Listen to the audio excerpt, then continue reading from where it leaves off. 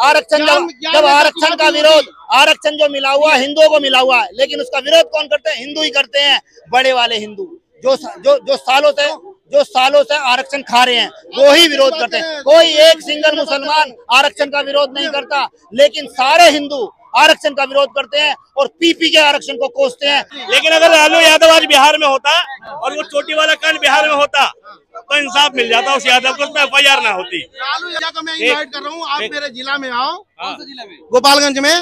और पूरी रात अकेले घूमो, एक आदमी कोई आपसे ये पूछ दे, मैं बता रहा हूँ, एक आदमी कोई पूछ दे, चाहे एक आदमी आपके साइकिल या मोटरसाइकिल भी पकड़ ले पूरी रात, ठीक है।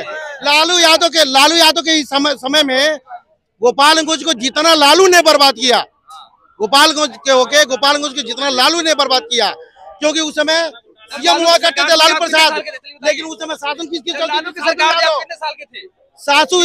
मैं बता रहा हूँ सर, साधु यादव, मैं छोटा था, ठीक है, 32 मेरा एज है। मैं बता रहा हूँ, एक बार बताऊं, कुछ होता नहीं होता, लेकिन अगर लालू यादव आज बिहार में होता और वो चोटी वाला कांड बिहार में होता तो इंसाफ मिल जाता उस यादव को, उसमें FIR ना होती। ठीक, क्या समझे? हाँ हाँ, सुनो एक मिनट, साधु यादव उनको साला लाइट करते थे, उनकी उम्र ज्यादा हो गई है। वो केवल डमी थे।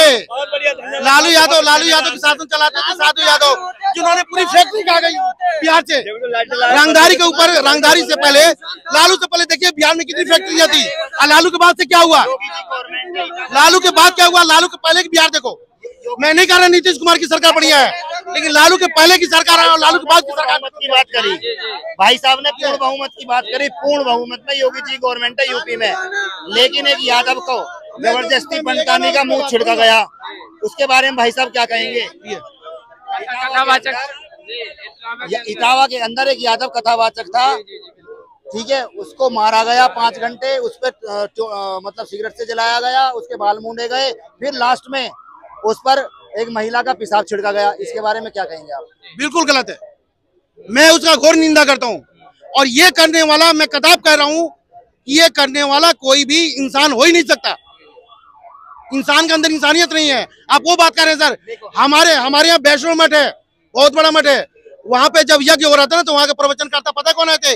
2 ब्राह्मण भी आए थे, तो एक मुस्लिम आए थे जो रामचरितमानस के पाठ किया करते थे। बिल्कुल सही बात, मुस्लिम आ सकता है, लेकिन कोई दलित क्यों नहीं आया? वाल्मीकि क्यों नहीं आया? बनाओ ना, बनाओ दलित।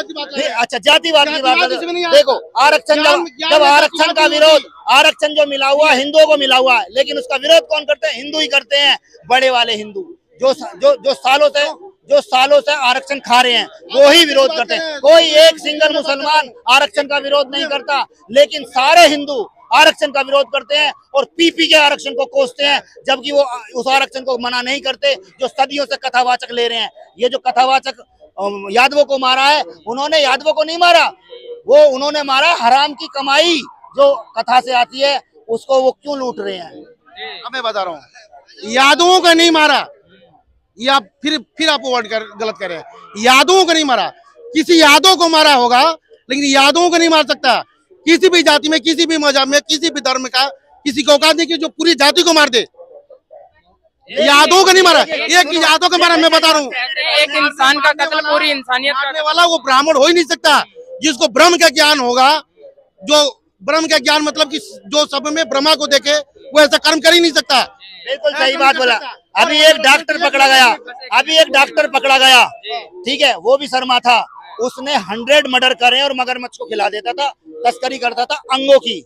आया ना न्यूज में, दबा के आया। और दूसरी बात कह रहे हैं कि सारी जाति को नहीं मार सकता। इस देश के अंदर जितना भी उत्पीड़न होता है जाति के नाम पे, सब दलितों का ही होता है। 90% जो यहाँ अत्याचार होता है, बलात्कार होते हैं, लूट होते हैं, घर जलाए जाते हैं, वो सिर्फ जाति देख के होते हैं। क्यों नहीं होते? क्या कह रहे हो आपने जब चर्चा किया आरक्षण पे किसने विरोध किया है? और अब बात रही एक दलित व्यक्ति, चाहे वो हरिजन जाति से आता हो या किसी भी जाति से आता हो, अति पिछड़ा से आ रहा है, अगर उसने पढ़ा, सर्विस मिली,